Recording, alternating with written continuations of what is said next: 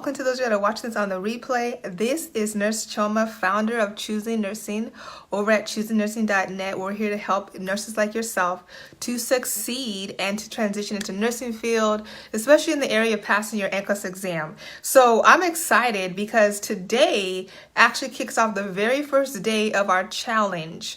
So one of the things that we do is that maybe about three times per year or so, we'll do a challenge.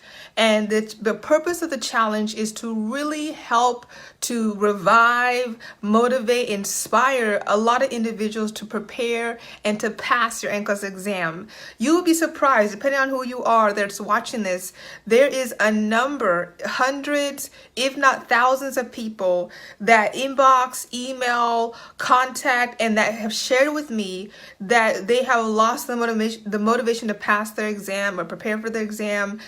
People who have graduated years ago, took an exam multiple times, and just overall discouraged. There's people that are in counseling because of this test. There's people who are taking anxiety medications because of this test, right? So there's a lot of people who are in different places and have just felt very discouraged and very defeated when it comes to preparing and passing the NCLEX exam so that we can go out into the world and make a difference, right? So I'm here to push you. I'm here to encourage you. I'm here to inspire you, and I'm here to help you get to your next level. So if you're not already part of it, today is the very first day of our challenge, and it is called Tackle the NCLEX Challenge. What a wonderful time to do this, right? Especially in the spring of the year, right before actually the month of April, which is the time when when the exam changes and updates and everything, right? So what a perfect time to do this, especially for those of you who are about to graduate soon, that's going to graduate in June or even May, actually, I should say. And you need to take your exam, you're in the perfect place, right? So if you're not already part of the challenge, sign up today. So what it includes live videos like this. You're going to also receive access to handouts, trainings, resources. I'm going to give you some very private, exclusive resources only for those on the challenge. And on top of that, you get access to a private Facebook group for people in the challenge. And we are going to give away a special prize to somebody that wins the challenge. It's going to be a $500 value giveaway prize. So, and it's all free. So if you're not already part of this challenge, you better sign up, whether you're taking your RN exam or your LPN exam, or you're just finishing nursing school. You want to be a part of this. This is going to be life-changing. I've had so many people who have passed their exam from going through my challenges and being a part of it because it just gave them that encouragement that they needed to get started. So to be a part of the challenge, you can go to the link and click the very first link, which says Tackle the NCLEX Challenge. Now, even if you're on our email list, if you're not on the challenge, you're not going to get the challenge, the free guides, the lesson plans. We gave away a bunch of free stuff already, actually. Like we gave away some lesson plans, some free downloads, and then also we're going to be giving away, you're also going to get slide presentations and everything. So we're giving a lot more stuff with this challenge. So if you're not already part of the challenge, you got to join so you get access to all this information. So today I'm going to talk about how to prepare for the NCLEX exam without learning everything. Because a lot of people think you need to know everything. Nope, that's not true. You just need to know what's most important. All right, you need to know, there's specific things you need to know, but you don't need to know everything. So we'll talk about that today. Okay, so here's the thing. When it comes to preparing for the exam, a lot of people are not sure what direction to take, depending on their background, experience, or just challenges that they've had. There's a lot of different things that you may or may not choose to do. For example, you'll probably maybe attend a review, you'll do some books and everything, or you may not do that. You may just get a study group or study partner.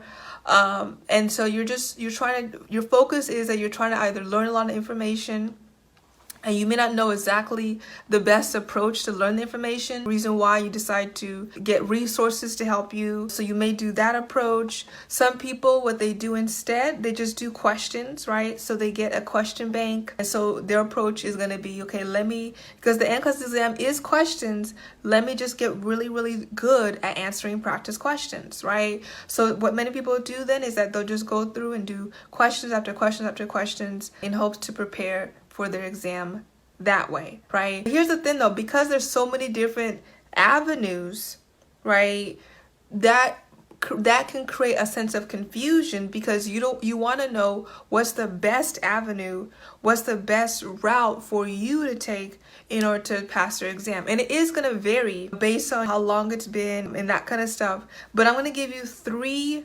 main principles that you need to use together, whether you're a first-time test taker, a repeat test taker, international test taker, or whatever the case may be. This is going to apply to you. Here's the 3 things. They are application, repetition, and reinforcement. So here's one of the biggest challenges that people will say when they're taking their tests, right? Oh my goodness, I never seen this before. Oh, this is hard, right? This is difficult. Wow, I remember learning this. Or, you know what, I learned this, but it's like the words is so weird. This totally threw me off, right? So there's different things that people will repeat as far as what they were not expecting the style of the exam to be, right? It varies from person to person. But a lot of times the people who have shared that they were not successful, when they took the exam, they would say a lot of things such as, the type of wording threw me off. I didn't know exactly what the question was saying.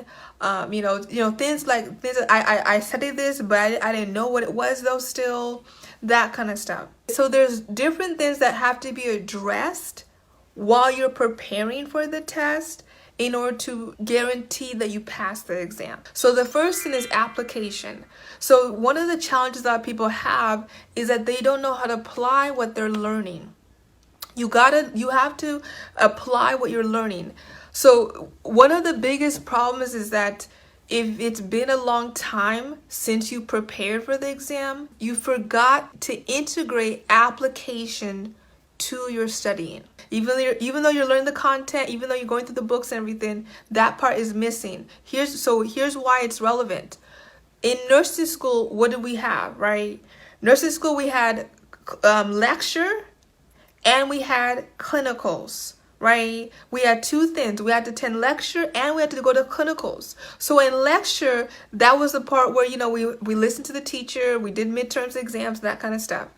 In clinicals, though, that was where everything was more hands-on, and we could see in person hanging the IV fluid bags. We can see in person a patient that was having chest pain. We could see in person the edema, right? So it was different between being in the classroom setting versus being in the clinical setting. And by being in the clinical setting, it allowed us to see the bigger picture, right? It helped us to really see the bigger picture. And because we saw the bigger picture, it increased our application skills. It increased our ability to know how to apply what we are learning. And so oftentimes, one of the biggest areas that people forget about when you're a repeat test taker, right? Because I'm talking to repeat test takers right now, is that you forget about the part about application. And that is so important, right? And it's hard to know how to integrate that when you've lost that base or you've lost that touch from nursing school. So number 2 is going to be repetition, right? So one of the things that you have to realize is that you don't want to just read the stuff one time. You should never consume anything just one time, right? Especially if it's your first time learning it. So repetition is so important. There's studies show that you have to look at something or consume something 7 times before you really understand it. Did you know that? There's a statistic that shows you need to see something at least 7 times before you actually really consume it, and it really, makes sense, and it becomes into your long-term memory. So one of the things is that when it comes to preparing for the exam, if it's been a long time since you prepared for the test, there's the stuff that you're just now learning. You forgot what you learned 3 or 4 months ago. And so that's influencing. That's why it's like you're doing the same thing over and over again, but nothing is sticking or clicking, right? So it's really, really important that you use repetition. So let me give you an example of what I mean by repetition. Creating flashcards is important and is necessary. Here's what here's what I'm going to suggest you, and I'm going to give you a really good example. There's 2 ways to create flashcards. All right, there's 2 ways. You have the old school method, which, I still do and I still recommend, right? So the old school method is what? You go to, Dollar Tree or the 99-cent store or Target, and you get yourself some index cards, right? And so what you do on one side of the card, you're going to write down like a drug name, and then the other side, what the drug does, all that kind of stuff, or a disease process, something to that nature. Right? That's the old school way. It still works. It's still good, right? Here's another route. This is the new contemporary way now. for lack of better words. You do it via online. All right? You do it via online. So there's 2 online flashcard resources that I recommend, and I'm going to tell you why I recommend it as well. All right? There's 2 that I recommend. The first one, number 1, is called Chegg Flashcards. Have you ever heard of it before? Chegg Flashcards is a really great resource. Here's why I recommend it. It's convenient. You can do it on your cell phone, meaning that you can just type it up and everything versus having to physically go to the store. You don't have to buy cards. It's free. Right? So you can just download the app. I like the flashcards with Chegg because you can organize them and categorize them. Another reason why I like it too is because it's also very visual. So they allow you to add photos to the flashcards. The other thing I recommend is called Quizlet. So Quizlet is also really good too. Quizlet has the same features I just shared with you right now. One thing that Quizlet has that the Chegg doesn't have is that you can add audio. And what's great about the Quizlet is that a lot of people use it, and you can download other people's flashcards that people give out for free, online. Once again, this is what you're doing. It's helping you to do that repetition process, right? So that way it's not just one method that you're using. All right, so repetition, so flashcards, listen to things repeatedly, right? So you shouldn't just hear something one time. You should listen to it multiple times, especially if it's something that you struggle to remember. And then also note taking, right? So taking all the notes is very important. Time matters when it comes to preparing, right? Every minute counts, every hour counts. So being organized really does matter. Number 3, reinforcement. This is going to be doing practice questions, quizzes, and tests or assessments. So first, you learn the material, you applied it, like the way I just showed you the example. Now you're repeating it over and over again, right? You're listening to it in different ways. Then the next part, now you're reinforcing what you learn. Here's what people do wrong.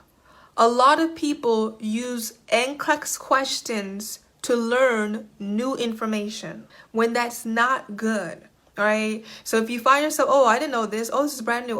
I never learned this, right? When you're doing practice questions, that's not good.